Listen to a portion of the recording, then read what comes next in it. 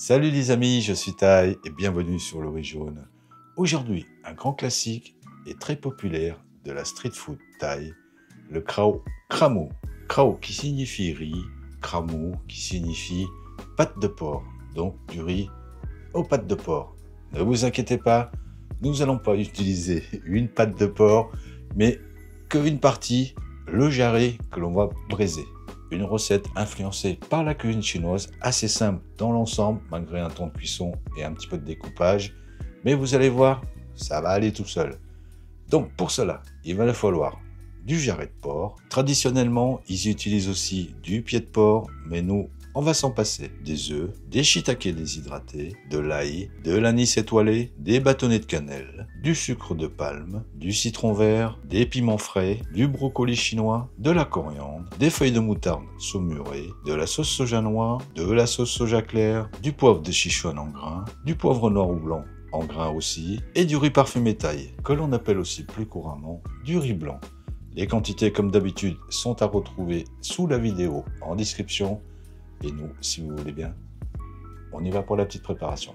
Avant toute chose, revenons avec les quelques ingrédients comme le sucre de palme. Vous pourrez utiliser du sucre de coco ou encore du sucre blanc à défaut. Pour la coriandre, traditionnellement, on utilise des racines, mais difficiles à trouver. C'est pourquoi ici, nous allons utiliser leurs tiges, qui sont tout aussi très parfumées. Pour les shiitake, nous partons avec du déshydraté pour plus d'umami. En ce qui concerne les feuilles de moutarde saumurées, selon la marque, vous aurez un goût différent. Celui-ci est plutôt acide et salé, idéal pour cette recette. Donc commençons avec les branches de coriandre que nous allons effeuiller. Mettez de côté les tiges et réservez les feuilles. Écrasez de grosses gousses d'ail, puis les hachez avec les tiges de coriandre. Vous pourrez utiliser pour cette étape un petit mixeur ou plus traditionnellement les écraser dans un mortier. Là aussi, réservez. Râpez au couteau le sucre de palme et passons à la cuisson. Dans une grande casserole avec une cuillère à soupe d'huile et à feu moyen, faire dorer la peau du jarret pour avoir plus de saveur.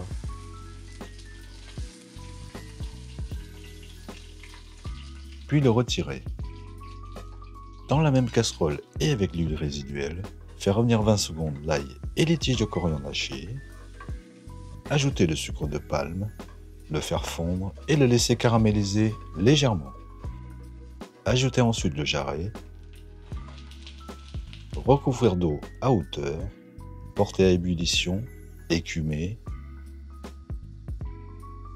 Puis ajouter les shiitake, les grains de poivre noir, les grains de poivre de Sichuan, l'anis étoilé, les bâtonnets de cannelle, la sauce soja claire et la sauce soja noire.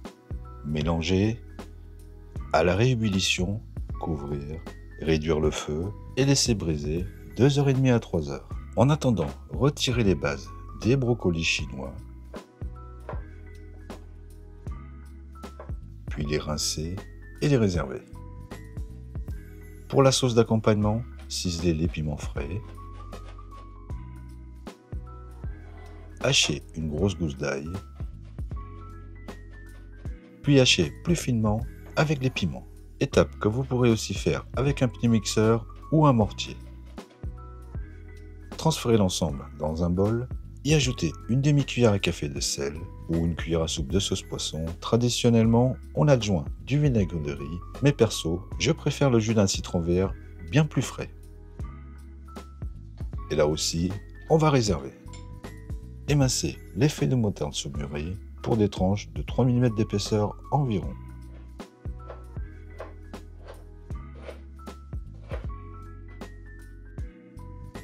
Mettre les œufs à bouillir 6 minutes. Les retirer dans l'eau froide,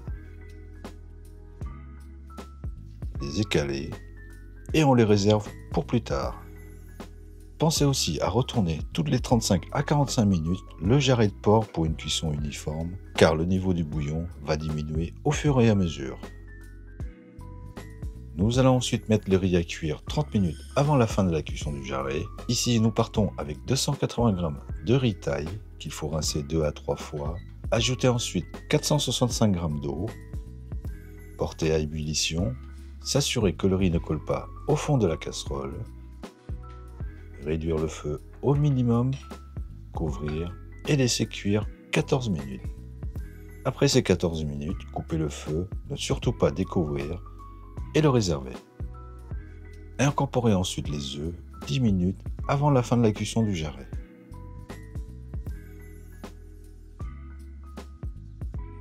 Et enfin, retirez le jarret, les œufs, les champignons, filtrez le bouillon, écumer si nécessaire, remettre en ébullition, puis mettre à cuire les brocolis chinois 5 minutes et les retirer.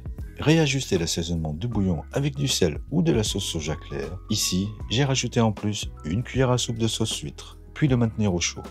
Découpez les shiitake en 4 tranches. Les œufs en 2. Les brocolis en tronçons.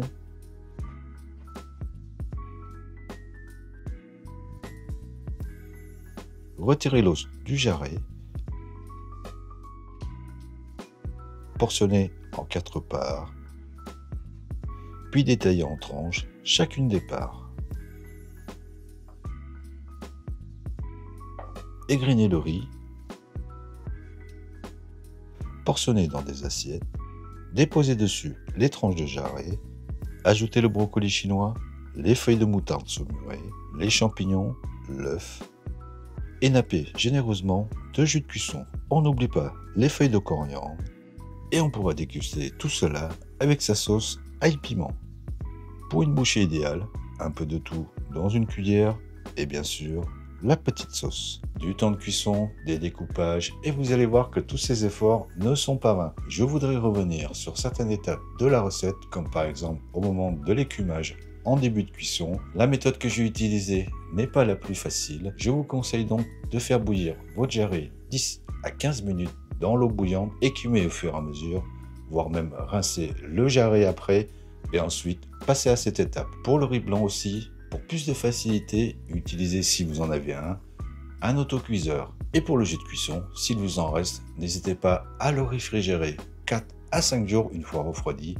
Vous pourrez le réutiliser pour d'autres braisages ou même utiliser comme base de soupe. Voilà, toujours aussi simple et efficace comme d'habitude.